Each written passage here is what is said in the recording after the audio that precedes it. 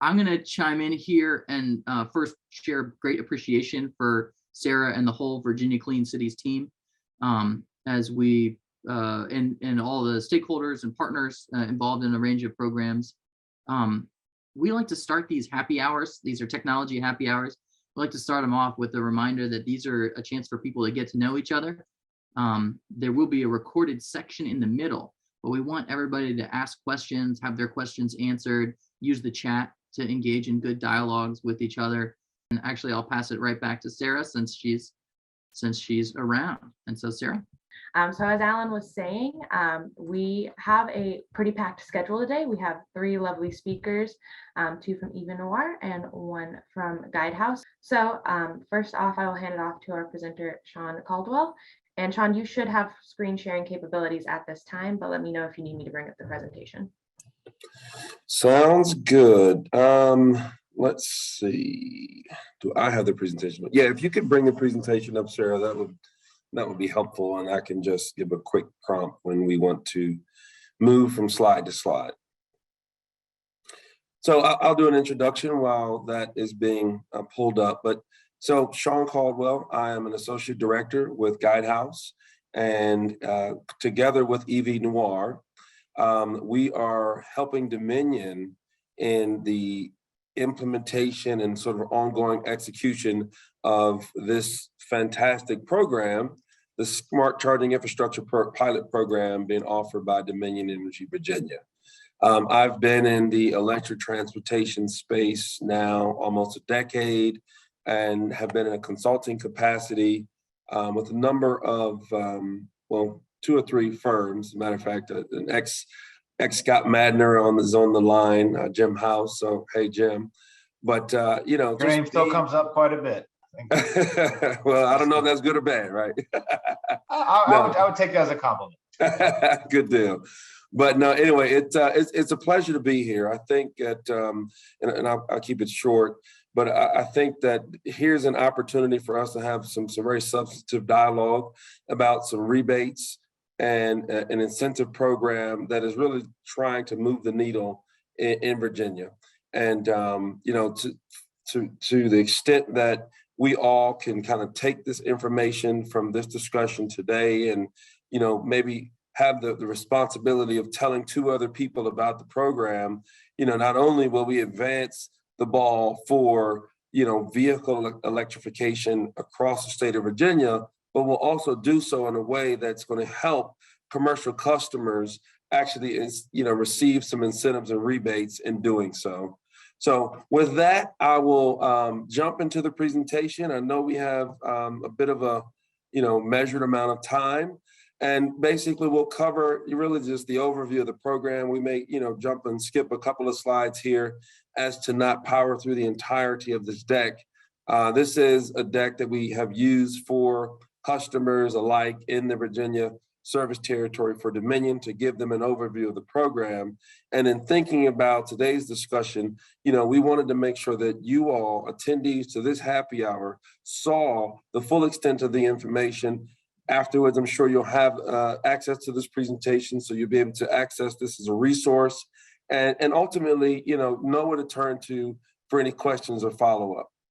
Sound like a plan? Awesome. Let's please advance to the next slide. All right, I get this little box off my screen. So, you know, these are things that this Clean Cities community and everyone that's a part of this phone call are already well versed on. But just to hit and, you know, kind of hit them real quickly, driving an electric vehicle, there are benefits, you know, fun, you know, emissions, lower TCO. Hosting a charging station, right, offers the opportunity to support those vehicles, drive those environmental benefits. There's business value that can be achieved from having a charging station, having longer dwell times for customers at your establishment, and having a little bit more cachet as a supporter of clean transportation and sort of saving our environment. And there's community value alike. And then lastly, this program, as it is a pilot, is really being put in place or has been put in place to learn while still granting incentives and resources to those who participate. but really preparing Dominion with data for a much more clean energy as it relates to transportation future. Next slide. So in this particular program, we originally started off with 4 customer segments that were the targets of this program, all non-residential, AKA commercial customer segments. But we started off with multifamily, workplace, public DC fast charge, and transit buses. And the reason why multifamily and DC fast have been grayed out is because those have already subscribed. As a matter of fact, both of those segments had reached their full subscription point within 5 months of the program launching, and which the program launched in October of 2020. The customer segments that remain are workplace and transit. And of course, you can imagine with COVID hitting right as, right before the launch of the program, the reasons why those programs are still feeling, the need to subscribe and really generating the customer participation is largely a result of COVID, largely a result of supply chain backups, all of which I'm sure this audience is well aware of. For the workplace segment, there are 400 rebates in total. We're roughly about halfway through. And for the transit bus segment, there are 60 rebates in total. However, we haven't seen much of an uptick in the transit space. So hopefully, right, this conversation can at least put it on 1 or 2 transit agencies' radar so that we can get, 1, 2, 5, and we really will be appreciative, Dominion will be appreciative of being able to move the needle in that segment. Next slide, please. And we can go past this one as well.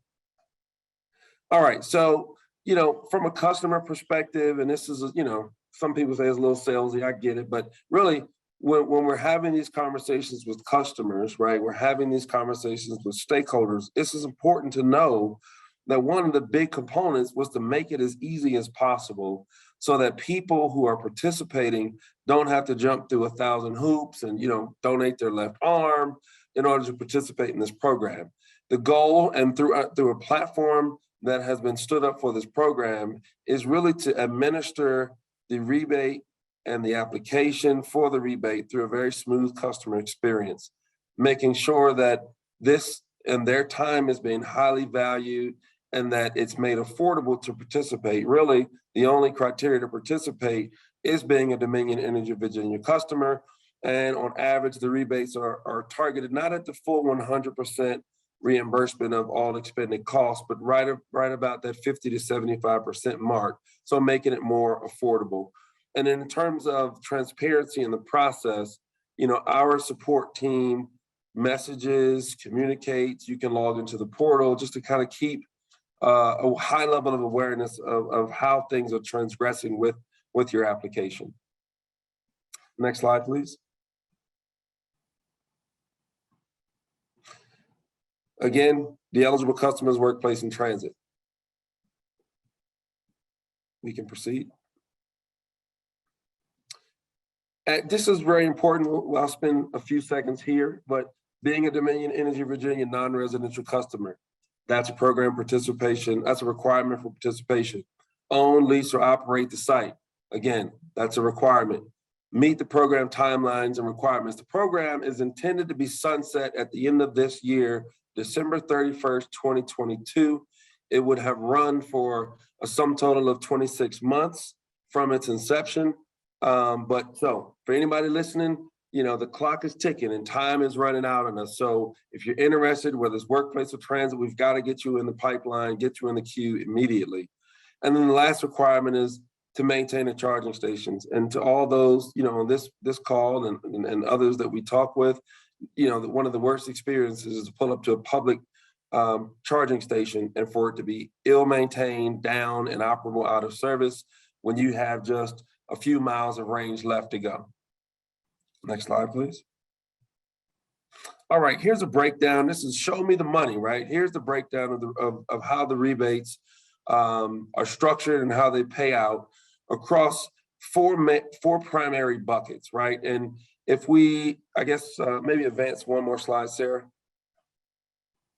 Yeah, so if we take this picture and kind of sear it into our memories of, what are the components that are part of an electric charger or EVSE installation, we go from the utility side, which is the far left, all the way back to the distribution grid, all the way to the vehicle side, all the way to the vehicle, right? And there are distinct buckets that this rebate has been designed to provide incentives for, right?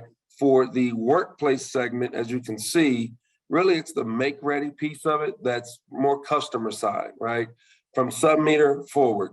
It also includes the charger, and it includes funds for the network administration or, the software layer communicating with the network administrator.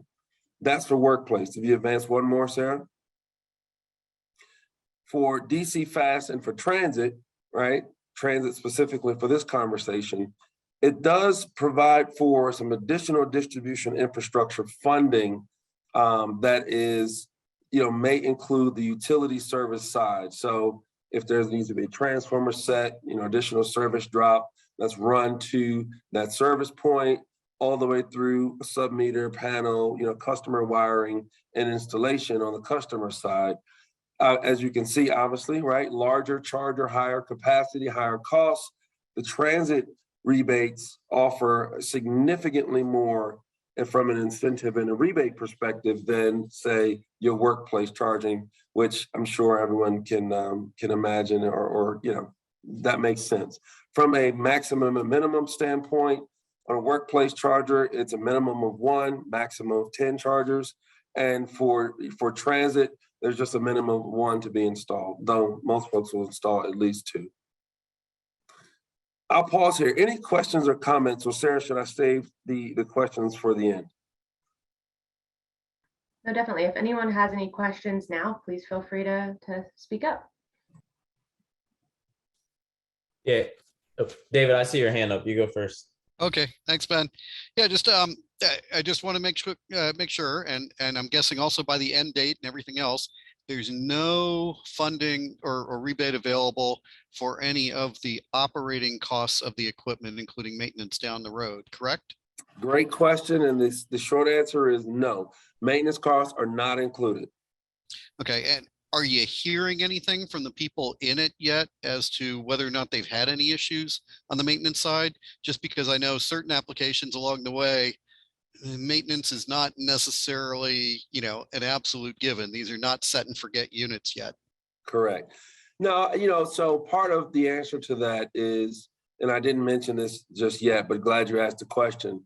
We went through a vetting process, as you can imagine, many pilots have done, to, streamline which vendors are part of the mix, right? And part of their selection criteria relied upon their maintenance track record, their, reliability, their, basically their reputation across the industry.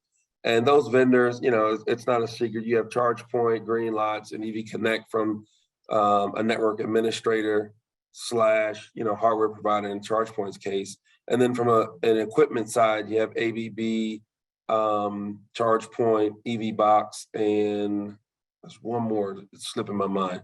But Siemens. Those are all, one more time? Siemens, maybe? Siemens, I don't think it's Siemens. I have to go back and look at our product sheet. Sorry about that.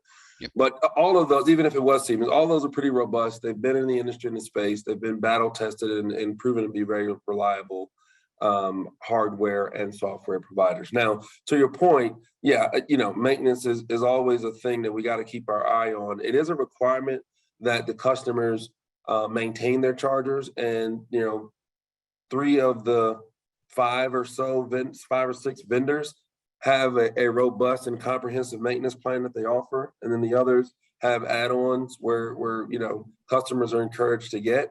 So one of the clawbacks as it relates to, and I'm getting a little bit behind in the weeds here, but because it's a requirement, there's an opportunity for Dominion to audit and say, hey, look, that charger's down. Like, we gave you some money, you got to get it back up and running. So, not to say that, it's not a stick here, but the goal is to your point, keep them maintained up and running, but there aren't any incentives or any rebate dollars being allocated towards the ongoing maintenance of the units.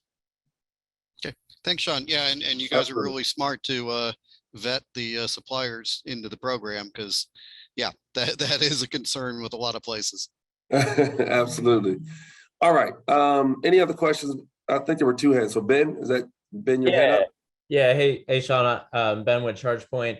I guess Hey, Ben. a question for me, with the other programs being more subscribed than the transit and the workplace, is there flexibility within this pilot program to steer those funds toward those programs that are seemingly have that high demand, to make sure that we can get those funds out the door for those communities that are going to use it and repivot later? Is that flexibility built into the pilot? That is a great question, Ben. And I think that, it would be absolutely ideal if we could take 75% of the transit dollars and dump them into DCFC, because the wait list and the line for DCFC is just so strong. Similarly in the multifamily space, but unfortunately, Dominion has been instructed from the commission that allocation or that reallocation is not possible in this instance. So unfortunately, can't be done at the moment. Gotcha. Appreciate the insight. Absolutely. And just quick time check, Sarah, what are we looking like on time here? We are about halfway through the session. I know you have a couple more slides left, and then we have a couple from the EVNoire crew as well. Perfect. So I won't hog up all the time here. Let's jump down to slide 13.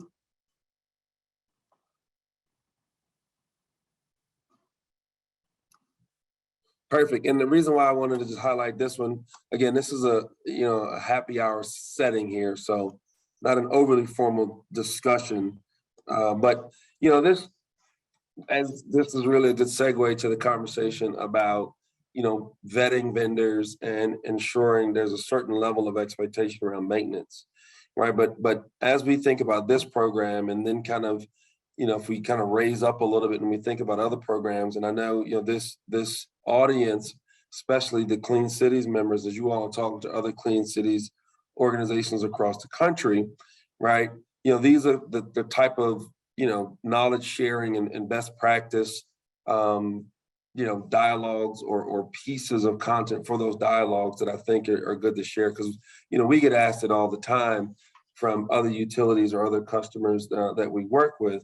But some of these product vendor commitments, and even including the screening and vetting process of vendors on the front end, is definitely a best practice, because the vendors, like Ben, ChargePoint's one of the vendors, an extension of the program. So everything that they, their interactions with those customers are, again, an extension and a reflection of the program. So the vendor commitment and the vendor's role is extremely important in the success of this program.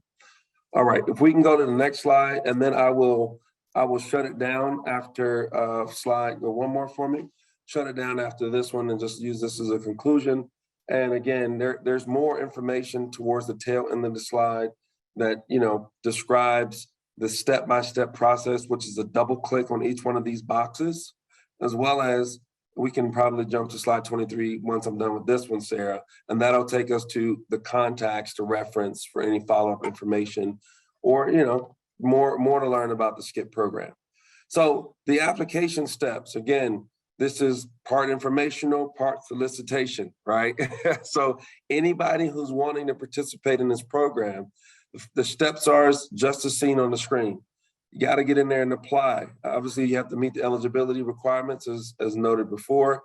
Submit the appropriate forms, right? On the front end, really all that is, well, for transit, you'll have to produce a site plan, right? That demonstrates you've worked with Dominion and their design engineering team on the front end, so there are no large load surprises across their distribution network, which doesn't happen often, but submit the appropriate forms. And then in the portal, right? And we should do it. I'll do the portal diligence here. The next slide we can go to, but let me finish this one first. But in the portal, it's a platform. It's a user interface. It's interactive. You can upload your documents. You can track status. But Once you submit that information, we review it on the back end.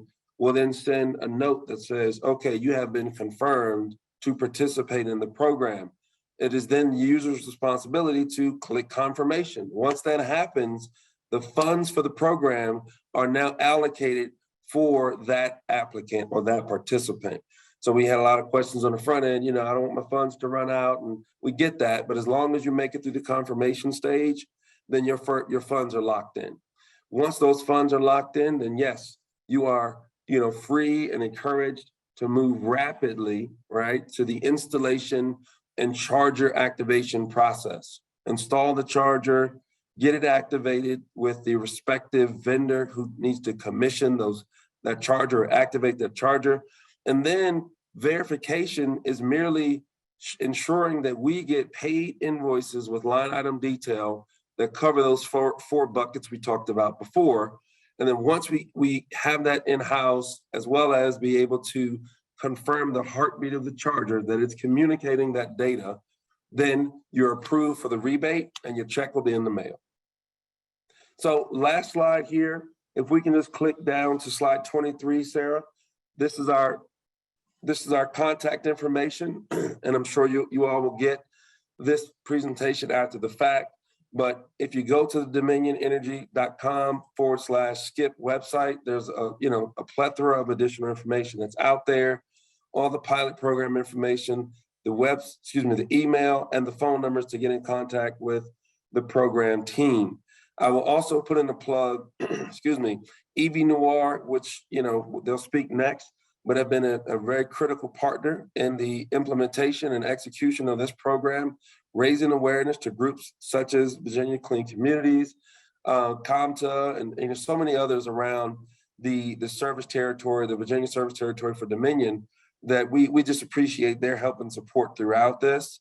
And also right now on LinkedIn, there is a social media campaign that's being run by Dominion that is highlighting the SCIP program. There are ad spots, there are testimonials, and just content that highlights the benefits of the program, as well as offers the information to get back in touch with the program. And I think there's some questions that everyone may receive.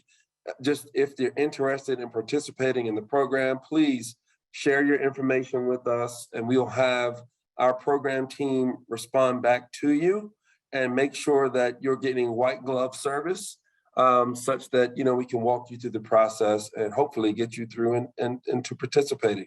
So with that, I'll stop. Thank you so much, Sarah. Thank you so much to VCC for the opportunity to present. And yes, I'll pass it back over. Yeah, thank you, Shaun. And with that, I am going to put up a poll that we have in here. There are a couple. I'm going to launch the first one right now and give people a minute or two to answer while we go ahead and bring over our great speakers from EVNoire. So Dr. Shelley Francis and Mariah Stanley, if you guys want to unmute and introduce yourselves, and also let me know if you would like to run the presentation or if you would like me to pull it up. Hey, okay. Thank you so much for that, Sarah. So I am okay with you running the slide deck. That's fine. So nice to see everybody here again. I know some of the familiar faces as well as names. So Shelley Francis, one of the co-founders and managing partners here at EVNoire, and also our sister organization, EVNoire, that many of you are familiar with through National Drive Electric Week and some of the Drive Electric Earth Day events as one of the national organizing partners. It's good to see everybody. Looking forward to our discussion this evening. So again, just to kind of echo what Shaun shared, is that our role as a partner on this is to help facilitate the marketing, outreach, and engagement strategy. And so as part of that process, we are here to give you guys the white glove treatment. So whether it is with you directly or maybe somebody in your network, a partner who is within the Dominion service territory that is a commercial customer, we're here to provide that really one-on-one personalized support to address any questions, concerns that they may have about participating in this rebate program. So I do want to just stop for a moment and let my other teammate, fellow presenter, Mariah Stanley, introduce herself and share a few words in her introduction. And Hello, before Mariah everyone. hops in, oh, sorry, Mariah, I just wanted to let everyone know that I'm going to be hopping up with another poll right now. So feel free to answer that as Mariah. Introduce yourself. Perfect.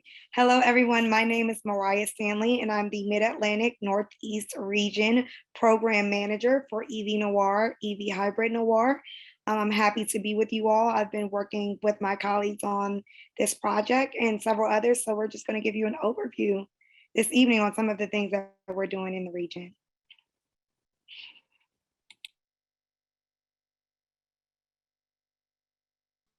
All right, so I'll start us out and tell you a little bit more about our organization for those who aren't familiar with us. So we're a technology-based e-mobility solutions consulting group whose work focuses on electric, connected, shared, and autonomous e-mobility solutions. Our work focuses on like two finite areas. It's e-mobility best practices and it's e-mobility diversity, equity, inclusion. Some of you may know us from our work with the Mid-Atlantic Electrification Project, and others may know about our work from attending the National E-Mobility Diversity, Equity, and Inclusion Conference or participating with us in other capacities on other projects. So again, our mission is really to make sure that we're engaging with the key stakeholders and decision makers who are working in the e-mobility space and providing guidance as well as subject matter expertise to inform their decarbonization strategies as well as their electrification strategies. So obviously this Dominion SCIP project is right in alignment with the work that we do in this space. So we'll move on to the next slide.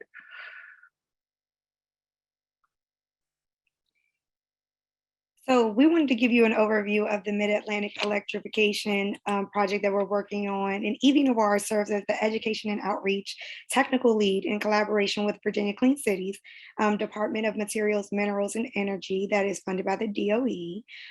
The purpose of this 3-year program is to support and foster a regional EV ecosystem in the Virginia, DC, Maryland, and West Virginia areas. Together, this region will allow for multimodal EVs to be used for fleets, transportation network companies, and consumers. EVNoire will work towards this effort by engaging our diverse community of stakeholders and acknowledging past injustices, identifying and addressing gaps in transportation and mobility while exploring economic and workforce development opportunities. Next slide, please. So some of the key projects that we're working on, again, are the Mid-Atlantic Electrification Project. Again, EVNoire is the education and outreach lead on that project. And in addition to that, EVNoire has also conducted some research that provides a thorough analysis of the Mid-Atlantic. We've collected that data through key informant interviews, focus groups, and online surveys. In addition to that, we're working together with Guidehouse, who is our prime, on the Dominion SCIP project, and we serve as the marketing and outreach lead for that project. Can you go to the next slide, Sarah? So we have over 15 key partners, but some of the partners that we've mentioned that we work together with on the projects that were previously mentioned are ones like the Department of Energy, BGE, Dominion Energy, Greater Washington Clean Cities Coalition, as well as Virginia Clean Cities Coalition. So as you know, we've been doing a lot of work, and we'll have we're partnering on many events coming up over the next 2 quarters in relation to some of the things that we're doing. Shaun, did you want to say something? You were unmuted. That may have been by accident. Okay, Sarah, we can go to the next slide. So EV Hybrid Noir, we frequently, EVNoire works with our sister organization, EV Hybrid Noir, which is the nation's largest network of diverse EV drivers and enthusiasts. We have members and chapters across the country, as well as in Canada, Europe, Asia, the Caribbean, and Africa. We currently have thousands of members, and we are also one of the 4 national organizing partners for National Drive Electric Week, as well as Electric Earth Week. Other 3 organizing partners that we work with are Plug in America, Sierra Club, and the Electric Vehicle Association. Next slide. So if you like any more information or would like to contact us on any of the things that we're working on, or would like more information about the DevSkip project, of course, you do have Shaun's information and you're able to contact them as Guidehouse as well for more information. But if you need to get in contact with any of us, here is our project team that's been working diligently with Dominion and Guidehouse on the project. And you can contact any of us with any of your questions. Shelley, did you want to say Yeah. something? And I know, thank you for completing the polls. I noticed that there are several people on the line today that are interested in workplace charging. So definitely, if you don't direct message us right now, one of the three of us or four of us that are on the call, then please also, we'll be sending a quick follow-up survey, and feel free to complete that information that way as well. But definitely, we would love to work with your organizations, your facilities manager, HR staff, or whomever it is to talk through what might be the most appropriate path forward for your organizations. And so, yeah, there's definitely a lot of creative solutions that we can work on with your organizations as we start returning to the workplace, and put some attractive retention programming and infrastructure in place to attract employees and employers back to the workplace. So we can open everything up to questions now. And I see that some are coming through in the chat. So I will go ahead and address those and the ones that were submitted to us in our registration first. So the first one that we have came from Ben Kessler at ChargePoint. I'm going to give you the credit because it's a very good question. Asking, how can charging providers be more efficient at supporting equitable EV infrastructure, policy, and deployments? Well, Ben, that is a very good question that you posed there. I think that's an issue that many charging infrastructure companies are struggling with or wrestling with. And so part of the work that we do in this space is to help providers, communities, organizations think about what's best practice and how they can address some of those issues. And part of it is like really meeting the consumer where they are and getting a better understanding of who their consumers are, what their existing infrastructure is lacking or that has available to them. And then from that point, we can kind of craft a strategy collectively in terms of how to move forward in terms of addressing infrastructure needs, maintaining infrastructure needs, where would be the best places to site that infrastructure so that it would, have a high utilization rate. But, those are some of the, challenges that, providers are currently facing. Those are some of the things that we're working on some of the projects that we spoke of. So like the Mid-Atlantic Electrification Project, and as well as projects outside of that, that we have within our portfolio of work. Awesome, thank you, Shelley. And I'm going to flag another question from Ben that was in the chat, but I think it would be beneficial for everyone to hear the answers to it. Mm-hmm. So Ben asked, are you guys providing education to employees on how to engage with their building managers / bosses to take advantage of this program? So, and the response was, that is something that we can certainly address as part of our white glove service in terms of how to facilitate those conversations, as well as once we identify like, okay, yes, we do want to engage more in this programming and offer this as a service. But at the same time, when we offer it as a service, as a company, as an employer, we want to make sure that the employees have a good understanding of the benefits. And so that's when we have the opportunity to curate a program that's specific for your workplace in terms of exposing that audience. It's almost like an EV 101 in a sense. And typically we'll do a brief survey to kind of get an idea of just where the employees or the employers are in that conversation around electrification. But what we'll do is we can tailor a program to address some of those common myths, concerns that employees have as well as employers have about this, technology and this new mobility option. And then another thing that we have done frequently and has been quite successful and generates like a lot of energy and interest is facilitating those on-site kind of ride and drive, touch, feel, see, and experience of technology programming so that individuals, employers, and employees have the opportunity to, test drive, see the different types of vehicles, and get a better understanding of how this technology can be beneficial and useful to them. So it is definitely, there's a number of different ways that we could work collaboratively to, make this a more inviting offering, a more attractive offering for workplaces and work sites. Excellent. Thanks, Shelley. And Dave Gilman, I see you have your hand raised. Sure. And I think this is probably a question that's going to get some response from Guidehouse and some from EVNoire, in addition to a lot of the things that Shelley just spoke about. I mean, this is a pilot program, and the whole point of a pilot program is to figure out, should it go full scale or at least fuller scale than it is now?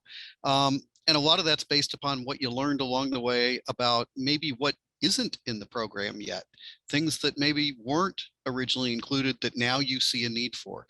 So one question first is, does it look like this is a program that has a good opportunity to go for broader application?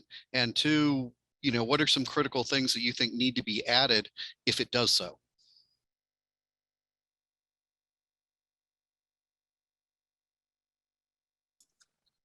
Great question. I'll let you go first, Shaun. Okay. Since I've taken the last couple ones, and I'm happy to chime in. Yeah, I'll speak quickly and then I'll hand it over to Shelley. But you're right. It's absolutely a learning opportunity, right? And I think that through this pilot, Dominion and the commission and just customers and drivers alike have learned more in Virginia. The likelihood of this going full scale, I'll just speak kind of what's already, public knowledge, right? There are no commitments to take this from pilot to full scale program just yet. And I probably could leave it there. The goal and the hope is that as Dominion continues to be, supportive of electrification, of vehicle electrification, bus programs and residential filing and, rate design that's more and more supportive of vehicle electrification, that there will be an opportunity to kind of bring this pilot back up. The overwhelming feedback from participants is that there's a tremendous amount of value. They have seen an uptick in customer satisfaction and those things that were highly valued on the customer or driver side. I'd say that given the pandemic and how that has really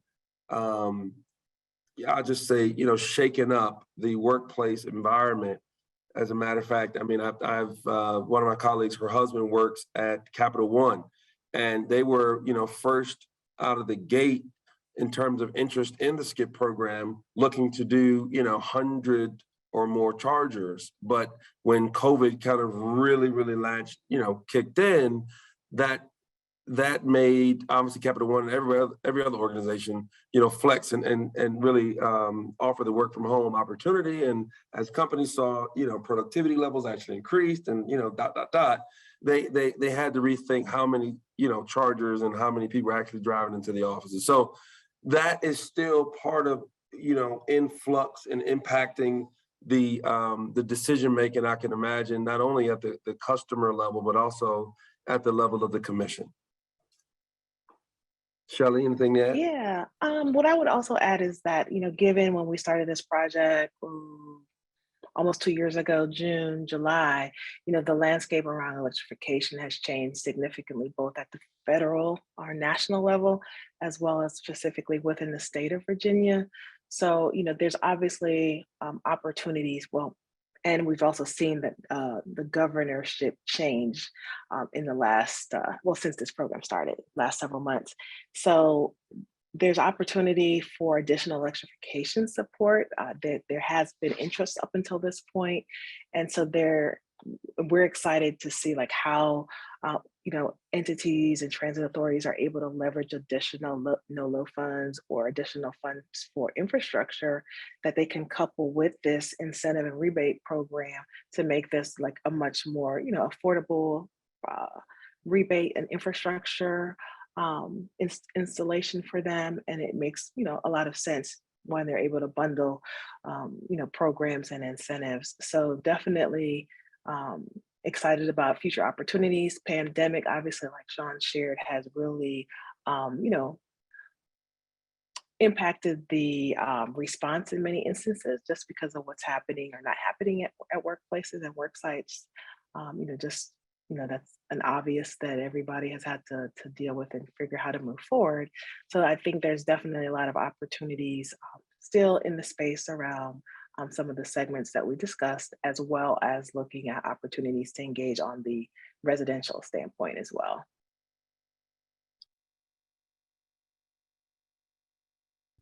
Thanks. Appreciate it. Thank you both. So as I've mentioned before, please feel free to put any other questions you guys have in the chat, unmute yourselves and ask. This is from someone who wasn't able to make it today, but they have a more general question for the EVNoire team, which is, do we have any data on what percentage of EVs are owned by people of color? Is that something that we have a good understanding of? That's a great question. So the direct answer is no.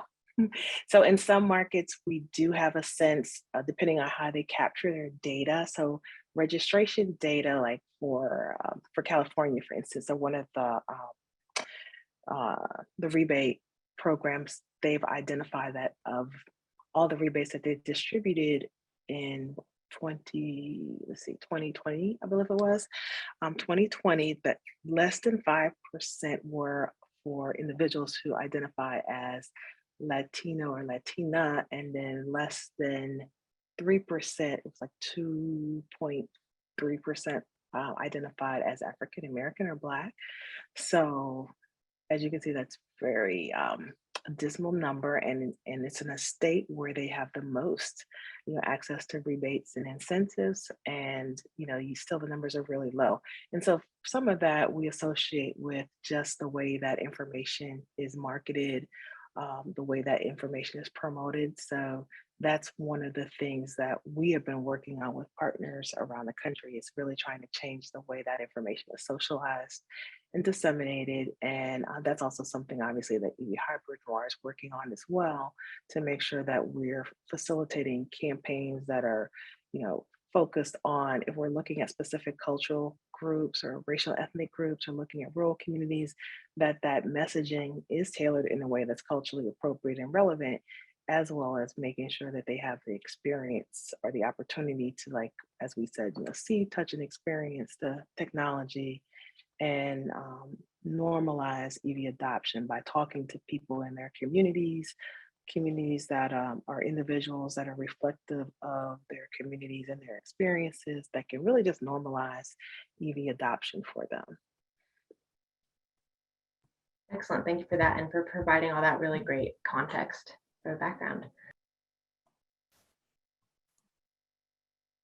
Sorry, I got a delay on my cursor here. Yeah, again, I appreciate the opportunity to speak to this audience. I know in talking with Alan previously, we wanted to get to today's happy hour. So again, thank you, Alan, and thank you for the entire VCC group for inviting myself as well as EVNoire to talk about the SCIP program. I could just encourage everyone, right? Again, there's not an unlimited amount of time. The window is closing on us. We know that there's a lead time that's associated with any of these projects. So the sooner the better. And it truly is an opportunity to save a lot of money in terms of deploying EV infrastructure at a much affordable price point. So again, glad to be here. I hope to see every single one of you all. Tell a friend, go tell 2 friends that are customers, and tell their bosses and their managers to participate in the program. Thanks. And, given everything that's happening right now with gas prices, building out charging infrastructure at the workplace isn't a bad idea, and neither is building out infrastructure for public transit as well. So if you all have connections to transit contacts that you are able to share with us, that would be wonderful, because we want to make sure that we're getting the word out to, the different consumer markets, and spread this word wide and far. And again, thank you to the BCC team, board members, as well as staff for coordinating this great event. We always appreciate the opportunity to collaborate and work with your team. And again, not acknowledging a head nod to our partner Guidehouse on this project and everyone that contributed and attended this evening. So thank you again.